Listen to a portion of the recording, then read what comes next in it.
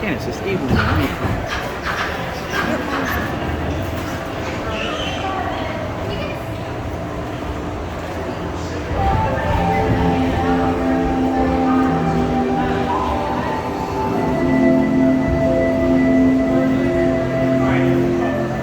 Welcome to a voyage of discovery and awareness of the richness and diversity of the often surprising nature of living with the land. Our journey begins as dramatic and sudden changes are sweeping over the land. The approaching storm may seem violent and destructive to us, but to nature, it's a new beginning in the cycle of life.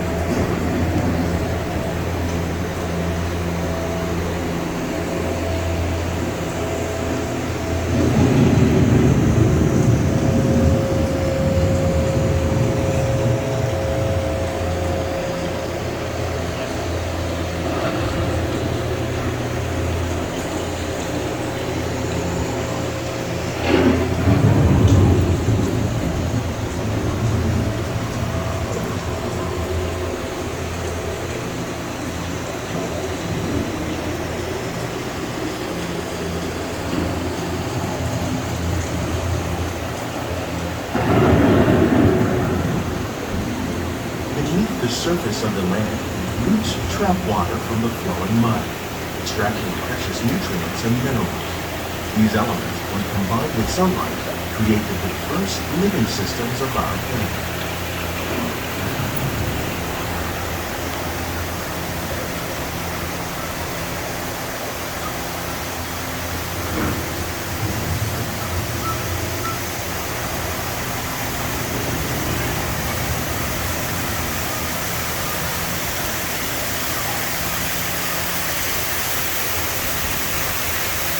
One of those living systems is the rainforest, home to the most amazing concentration of life on our planet. These dense and beautiful forests cover only a tiny portion of the Earth's surface, but they contain more than half of its plant and animal species. Rainforests are also extremely rich and productive living systems, providing us with oxygen, food, medicine, and other elements essential to our lives.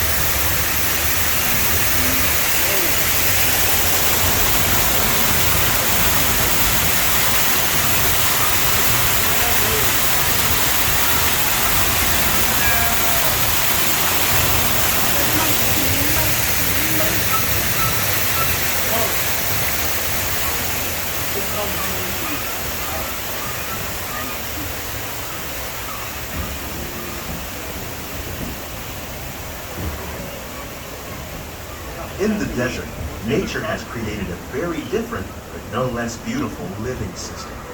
And while this arid landscape may seem lifeless, it is very much alive. The plants and animals that have learned to survive in these harsh conditions make use of what little water they can find and avoid the scorching rays of the relentless sun.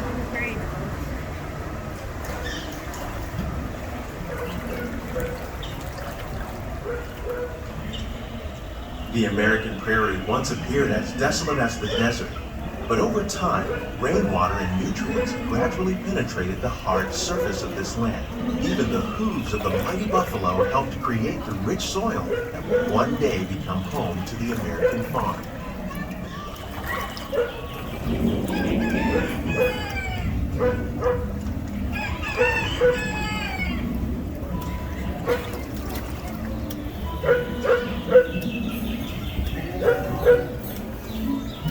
Of all the forces at work on the land, humans have had one of the most profound effects. The need to produce food for a growing world led to the enormous use and sometimes overuse of the land. In our search for more efficient ways to grow food, we often fail to realize the impact of our methods.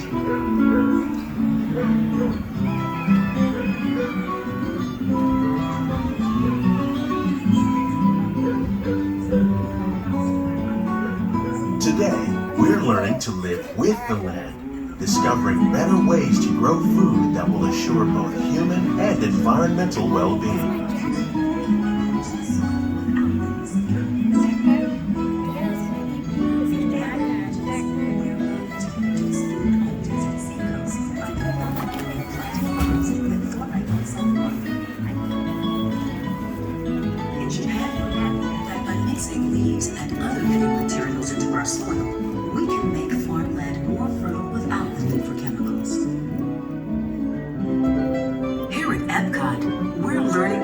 reduce the need for chemical pesticides by breeding and using natural predators, like ladybugs and wasps, to control pests. In the farmlands across America, we're learning that by plowing under vegetation containing natural fertilizers, we can enrich the soil without the use of chemicals. In arid regions, we're learning to produce food on desert seacoasts by developing and planting crops that thrive in summer.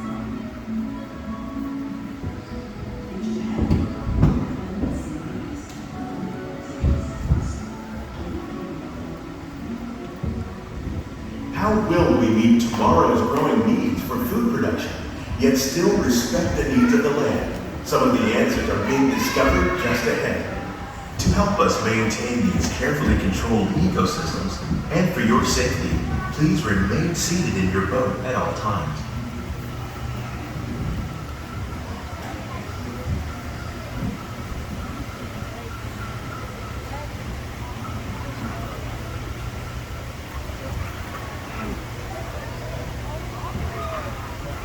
Welcome to our Glimmering Greenhouses, where scientists from Epcot and the U.S. Department of Agriculture illuminate the wondrous gifts we receive from the land.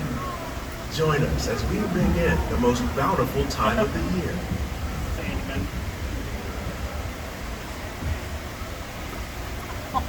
For some, it's difficult to imagine the holidays without winter and snow, but one of the most important holiday crops actually grows in the tropics. For centuries, farmers in Central America have cultivated cacao to make chocolate. In fact, cacao is chocolate's main ingredient. Today, people around the world are able to enjoy a variety of sweets and keep warm with a cup of hot cocoa, thanks to this tropical plant.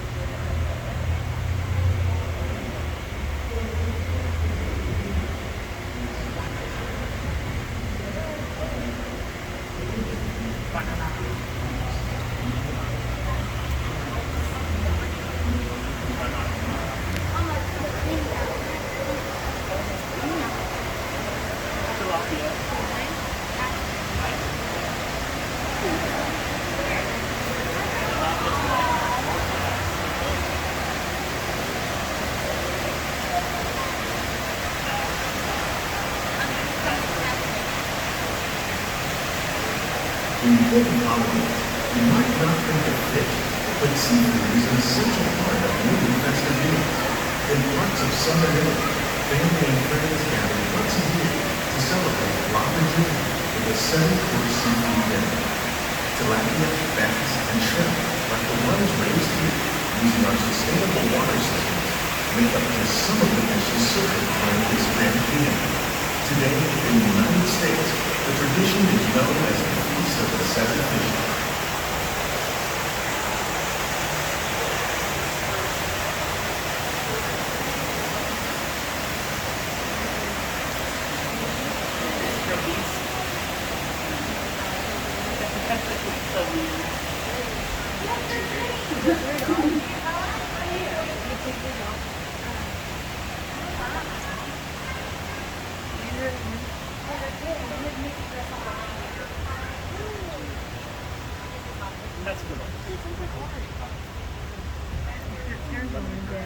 Citrus, like the oranges grown here, are common in Florida, but in northern Europe, where fresh fruit is rare in winter, they're much harder to find, making them an extra special stocking stuffer.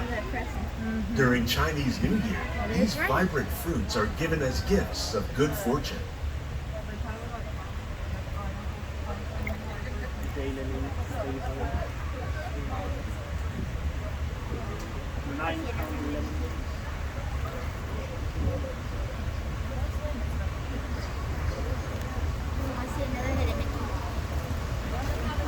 They say it's better to give than to receive. And in this greenhouse, we're celebrating the holidays by giving back to the land using innovative farming techniques.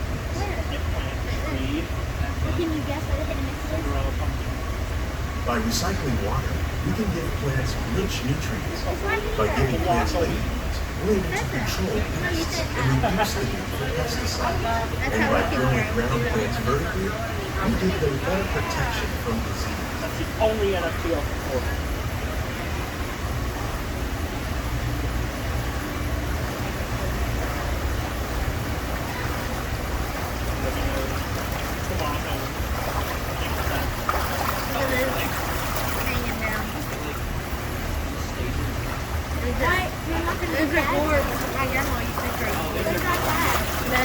With these gifts, our plants can grow an abundance of festive vegetables.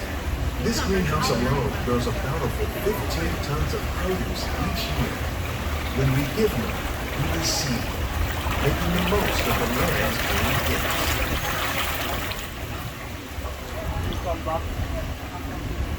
Those are the foods that they have at the restaurant.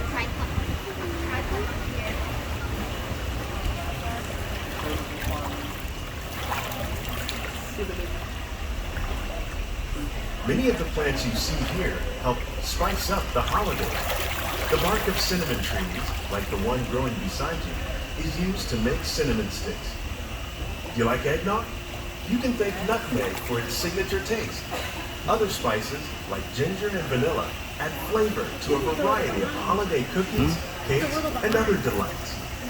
By cultivating these festive plants with care and good cheer, Epcot scientists are able to celebrate the holidays with the land's many gifts.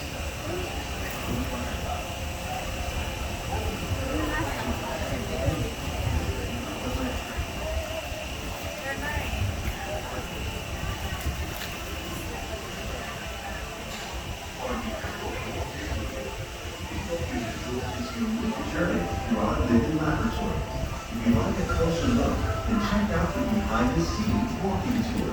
It's a chance for the whole family to get up close. These greenhouses represent just a fraction of the work being done worldwide to produce bountiful harvests for our growing population. Scientists, farmers, and even backyard gardeners are doing their part to improve the quantity and quality of foods that we all rely upon. Together, we can continue to find more ways to increase food production and protect our precious natural environment.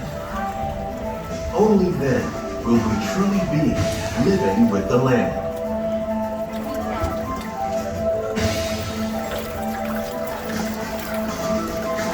On behalf of Walt Disney World, we hope you've enjoyed this unique journey through our living laboratory.